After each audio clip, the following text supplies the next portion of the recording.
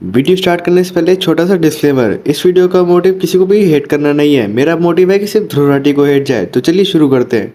तो hello guys, welcome back. आज के एक और नए वीडियो के साथ वापस। तो हम लोग बात करने वाले हैं ध्रुव राठी के बारे में। थंबनेल देख के तो आप समझ ही गए होंगे कि ध्रुव राठी ने एनिमल मूवी के ऊपर रिएक्ट किया और इसको कैंसर बोला है। मेन सवाल ये होना चाहिए कि क्या एनिमल जैसी मूवी इंडियन न्यूज के लिए सच में कैंसर है? तो इसका सीधा सा आंसर होगा नहीं, क्योंकि इस मूवी को ऑलरेडी 18+ की रेटिंग मिली हुई है और 18+ लोग क्या क्या कर सकते हैं ये मुझे बताने की जरूरत भी नहीं है। वो जब चाहे किसी की भी सरकार गिरा सकते हैं और बना सकते हैं। और इस इंसान का कहना है कि ये पिक्चर बच्चों को बिगाड़ देगी।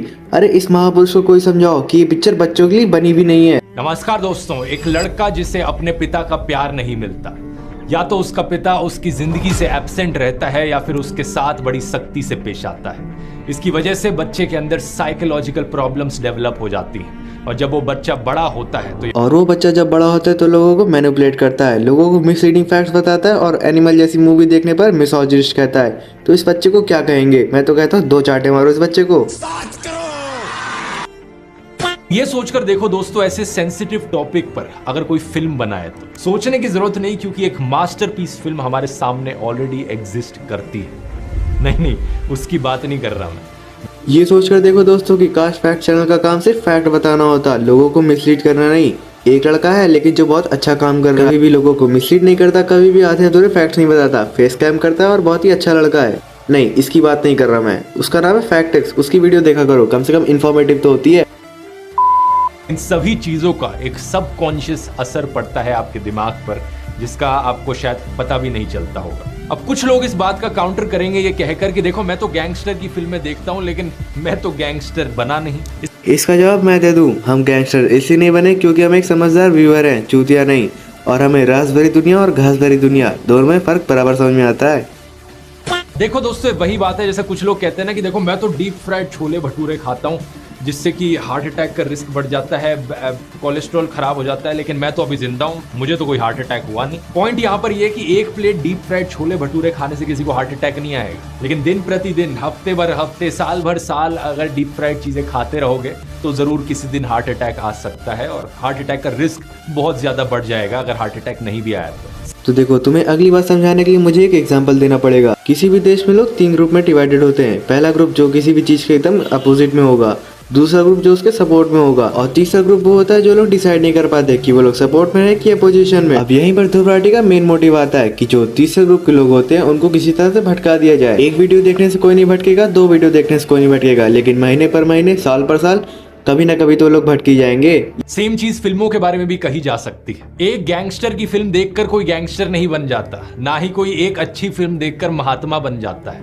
लेकिन छोटा छोटा इंक्रीमेंटल चेंज जो आता है वो एड अप होता चले जाता है जिंदगी में, चाहे वो पॉजिटिव हो या नेगेटिव हो। लेकिन यही मैं कहना चाहूंगा, एक उल्टा केस इमेजिन करो। एक लड़का है मुन्नू, जिसके घर में उसके पिता उसकी माँ को मारते पीटते हैं। उसकी बहन को बाहर पार्टी करने जाना अलाउड नहीं है, लेकिन उसे खुद अलाउड है। यूट्यूब पर मुन्नू छपरी यूट्यूबर्स को फॉलो करता है जो औरतों को ऑब्जेक्टिफाई करते हैं। ये कहते हैं कि देखो, लड़कियों में दिमाग नहीं होता, उनका काम बस घर पे काम करना होता है। इंस्टाग्राम पर मुन्नू एंड्रू टेट जैसे लोगों को फॉलो करता है जो टॉक्सिक मैस्कुलिनिटी और मिसोजिनी के सिंबल बने बैठे हैं। वीडियो में आगे बढ़ने से पहले मैं तुम्हें अपना स्टैंड क्लियर कर देना चाहता हूँ। मैं किसी भी तरह की डोमेस्टिक वायलेंस को सपोर्ट नहीं करता, मैं गर्ल्स पे किसी तरह के कमेंट्स को सपोर्ट नहीं करता, और ना ही मैं किसी छपरी या फिर एंड्रू टेट, जो भी तुम कह लो, मुझे तो सबसे बड़ा छपरी यही लगता है। इसे भी मैं फॉलो नहीं करता। अगर तुम्हें चेक करना है तो तुम मेरे इंस्टाग्राम पे जाके चेक कर सकते हो, प्रोफाइल सामने शो हो रही है।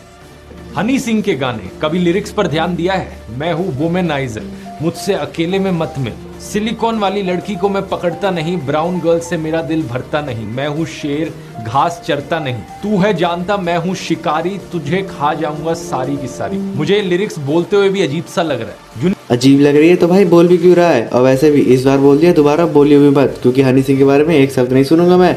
इनकी अम्मा बहन पे आ जाऊंगा। इसमें बताया कि कैसे मास मीडिया में औरतों की ऑब्जेक्टिफिकेशन उनके खिलाफ वायलेंस का कारण बन जाती है। फिर तो वैसे मैं बता दूं, हर बार मेल ही गलत नहीं होता, कभी कभी घर की महिलाएं भी भटक जाती है और उनको सुधारने के लिए पुरुष को कुछ कड़े कदम उठाने ही पड़ते हैं, ताकि हमारा समाज भी एक सभ्य समाज बन के रहे। तो देखो, हमारे बुजुर्ग लोगों ने पुरुष और महिला दोनों के लिए अलग अलग काम निर्धारित किए हैं, लेकिन अगर एक दूसरे के भट्टे में कोई टांग अड़ाएगा तो कलेश तो होगा ही। इन सब चीजों के बाद जब मुन्नू सिनेमा हॉल में कोई फिल्म देखने जाता है तो उसे एनिमल जैसी फिल्म देखने को मिलती है। तो इस पॉइंट पे बेसिकली ध्रुव राठी का कहने का मतलब ये है कि एनिमल जैसी मूवी बेसिकली मुन्नू जैसे लड़कों को बिगाड़ रही है, मतलब हमारे यूथ को बिगाड़ रही है। तो इस बात को समझाने से पहले मैं आपको एक किस्सा बताता हूँ। कभी कभी जब मैं रात को सोता हूँ तो सपने में मैं स्कूल पहुंच जाता हूँ नंगा। नहीं, ये इस बात की दिक्कत नहीं है। मेरी दिक्कत ये है कि सब कपड़े पहने होते हैं और मुझे देख के हंस रहे होते हैं। अब आप कहोगे इस कहानी का क्या मतलब? आप कहोगे कि कोई सेंस ही नहीं है इस बात का। तो वही भी मैं भी कहना चाहता हूँ कि ध्रुव राठी के बात का भी कोई सेंस ही नहीं है। हमें ऐसे लोगों को अपना रोल मॉडल बनाना ही क्यों है जो कभी एग्जिस्ट ही नहीं करते। हमें ऐसे लोगों को अपना रोल मॉडल बनाना चाहिए जिसने कुछ अच्छा किया हो, जैसे श्री राम, हमारे देश के सोल्जर, या फिर फ्रीडम फाइटर्स जिन्होंने कुछ ना कुछ किया है जिसका एंड रिजल्ट कहीं ना कहीं पॉजिटिव ही निकल के आया। लेकिन इस इंसान को यहाँ पे भी दिक्कत है, वो भी दिखाता हूँ। कुछ लोग कहते हैं कि रामायण जो थी ये कहानी नहीं है, ये सिर्फ ये हमारी हिस्ट्री है, क्योंकि जो ब्रिज है श्रीलंका और इंडिया के बीच में वो रियलिटी में एग्जिस्ट करता है और वो डिस्कवरी चैनल में दिखाता है कि वो मैन मेड ब्रिज। तो लोग बोलते हैं अच्छा क्योंकि वो ब्रिज एग्जिस्ट करता है इसलिए ये एक्चुअली में हमारी हिस्ट्री है, ये कहानी असली में हुई थी। लेकिन थोड़ा सा लोग एक लेवल तक ही सोचते हैं, उससे ज्यादा डीप नहीं जाते। Correct, they won't question. थोड़ी डिडक्टिव रीजनिंग अप्लाई करके देखो, क्या एक मैन मेड चीज का एग्जिस्ट होना प्रूव करता है कि कोई कहानी असली होती है? क्या ये वो लॉजिक नहीं हो गया कि स्पाइडरमैन में न्यूयॉर्क शहर दिखाते हैं, तो न्यूयॉर्क शहर तो असली में एग्जिस्ट करता है, तो स्पाइडरमैन भी असली होगा। स्पाइडरमैन भी असली में एग्जिस्ट करता है, नहीं होता है। That's true. मैं इसी की बात का रेफरेंस लेकर के इसी को रिप्लाई करना चाहता हूँ कि अगर ध्रुव राठी के पापा भी एग्जिस्ट करते हैं तो इसका मतलब ये नहीं कि ये उन्हीं का लड़का है। तो बेसिकली इसके बात का मतलब तो यही हुआ ना। तो यार इस वीडियो को भी यही बंद करते हैं। वीडियो 6.5 मिनट की हो गई है और जाने से पहले वीडियो को लाइक करो, चैनल को सब्सक्राइब करो और वीडियो को शेयर भी कर देना और मुझे इंस्टाग्राम पे फॉलो भी कर लो। और अगर किसी को लगता है कि मैंने कुछ गलत बोला तो मेरे इंस्टा पे आओ, मैं यूट्यूब पे रिप्लाई नहीं करता। बाय।